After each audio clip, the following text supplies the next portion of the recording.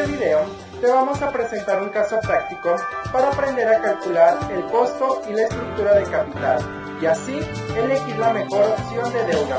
Comenzamos. Mi nombre es Rafael y a continuación se presentarán mis compañeros que estarán explicando este caso.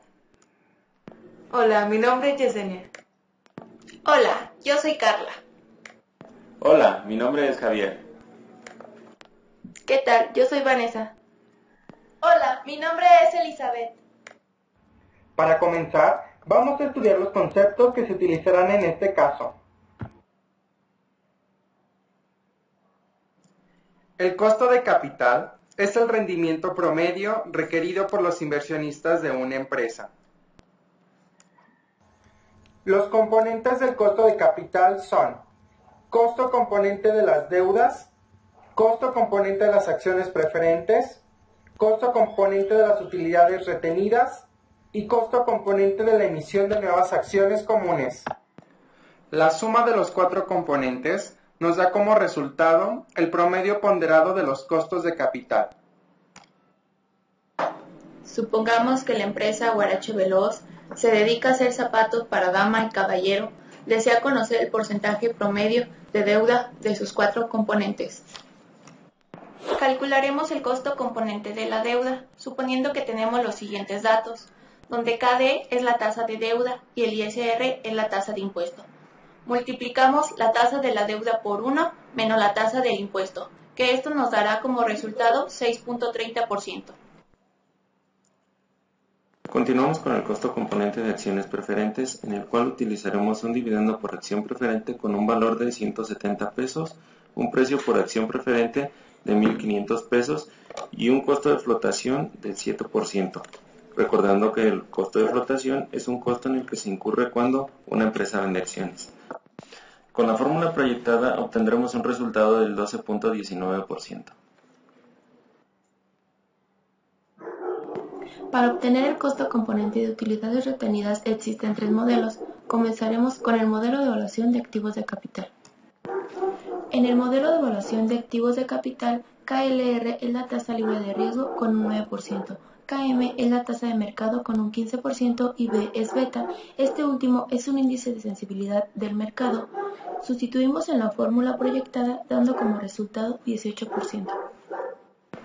El segundo método es llamado enfoque de rendimiento de bonos, donde RB es rendimiento de bonos con un 9%, PR es la prima de riesgo con un 5%, de igual manera sustituimos en la fórmula proyectada, dando como resultado un 14%. El tercer método para calcular el costo componente de utilidades retenidas es llamado enfoque de flujo de efectivo descontado, donde DAC es el dividendo por acción 140 pesos, PAC es 2.500, es el precio por acción y G es ganancia del 9%. Sustituimos en la fórmula dando como resultado el 14.60%. Para calcular el costo componente de utilidades retenidas promedio, sumamos los tres métodos antes vistos y lo dividimos entre 3, dando como resultado un 15.53%. Costo componente de las acciones comunes. Este último componente nos ayuda a conocer el costo por emitir acciones nuevas. Se basa en el costo de las utilidades retenidas, pero se incrementa a causa de los costos de flotación. Para obtener este resultado utilizamos la siguiente fórmula, donde CF es el costo de flotación resultante de la emisión de nuevas acciones comunes, y al disminuírselo al precio por acción, nos da el precio neto por acción que recibe la empresa. Ahora sí, al dividir el dividendo esperado por acción entre el precio neto por acción y sumarle el porcentaje de ganancia, tenemos el costo componente de las acciones comunes. Con los siguientes datos calcularemos el costo componente de las acciones comunes, donde el dividendo por acción es de 140 pesos, el precio por acción son 2.500 pesos, costos de flotación 13% y ganancia 9%. Sustituimos en la fórmula y como resultado tenemos 15.44%. Como último paso, calcularemos el promedio ponderado del costo de capital, es decir, el promedio de los costos componentes de las deudas, acciones preferentes y capital común. Para esto tomamos en cuenta la estructura de capital óptima para la empresa.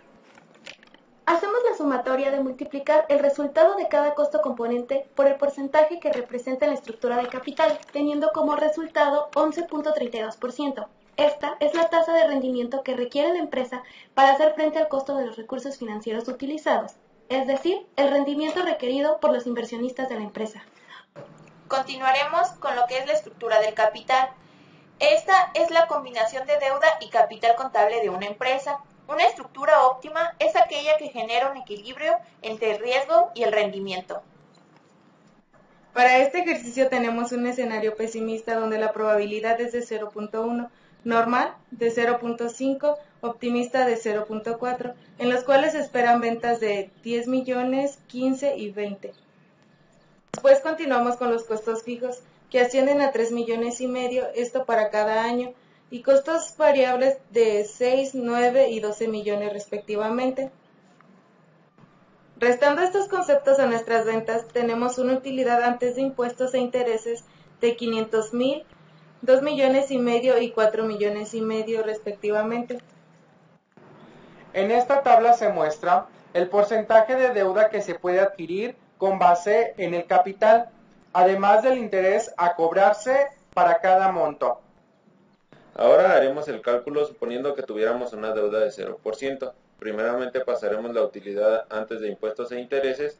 A esto le descontaremos el interés de la deuda, el cual en este caso es de 0 porque no estamos contratando financiamiento.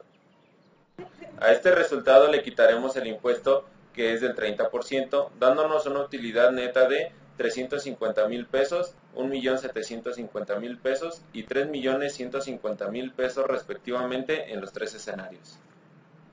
Considerando que tenemos 10,000 acciones en circulación, dividiremos la utilidad neta entre el número de acciones, dándonos una utilidad por acción de 35, 175 y 315 pesos respectivamente. Calcularemos la utilidad por acción promedio UPA, por lo cual realizaremos la siguiente tabla. En la primera columna pondremos la UPA obtenida anteriormente. En la siguiente columna pondremos la probabilidad de cada escenario.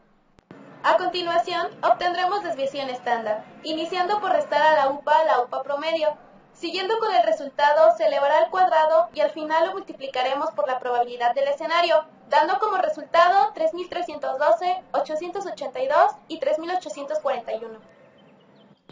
La desviación estándar es un margen de error y este nos indica que nuestra utilidad por acción promedio puede aumentar o disminuir en hasta 89.64 pesos. En esta tabla mostramos en conjunto todos los resultados obtenidos para que tenga usted una mejor comprensión. Ahora haremos otro ejemplo. Si tuviéramos una deuda del 50%, que serían 500,000 pesos, el cual todo el proceso sería igual. La única variación sería que ahora habrá un interés del 11% sobre la deuda adquirida. Esto nos modifica el resultado final, pero no el proceso.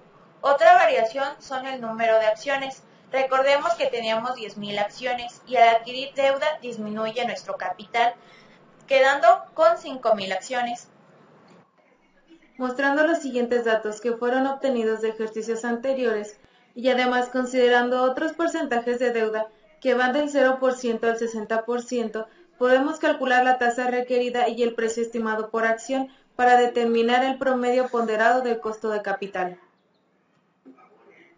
Ahora bien, calcularemos la tasa requerida mediante el modelo de evaluación de activos de capital, donde necesitamos la tasa libre de riesgo, que es del 8%, y la tasa de mercado del 14%.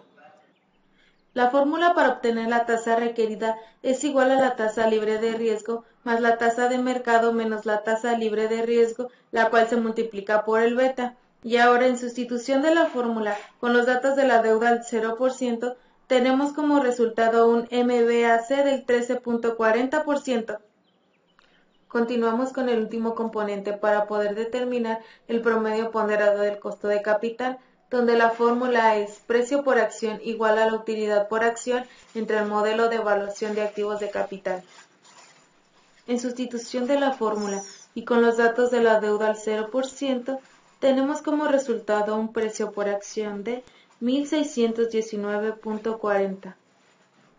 Para finalizar, calcularemos el promedio ponderado a través de la siguiente fórmula: KDT por WDT, más KC por WAC, donde KDT es la tasa de la deuda multiplicada por 1 menos la tasa de impuestos. Esto es porque la deuda se paga antes que los impuestos. WDT es el porcentaje de capital que es deuda. Ahora, KAC es igual al MBAC y por último, WAC es el porcentaje de capital que es la equidad al porcentaje de la deuda más el porcentaje del capital.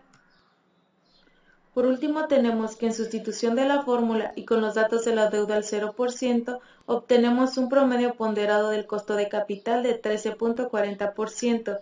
Entonces, para los diferentes porcentajes de apalancamiento, aplicamos los procesos anteriores y obtenemos los resultados como a continuación se muestra. Con dichos resultados podemos concluir que la tasa de contratación de nueva deuda se incrementa a medida que el pasivo de la empresa va aumentando. Asimismo, las utilidades por acción van creciendo y llegan a un punto máximo para comenzar a declinar. En base a esto podemos decir que la estructura de capital óptima es aquella en la que el promedio ponderado de costo de capital es el menor porcentaje de entre los diferentes niveles de endeudamiento, que para esta ocasión fue del 40%, para así poder evaluar y aceptar un mayor número de proyectos de presupuesto de capital.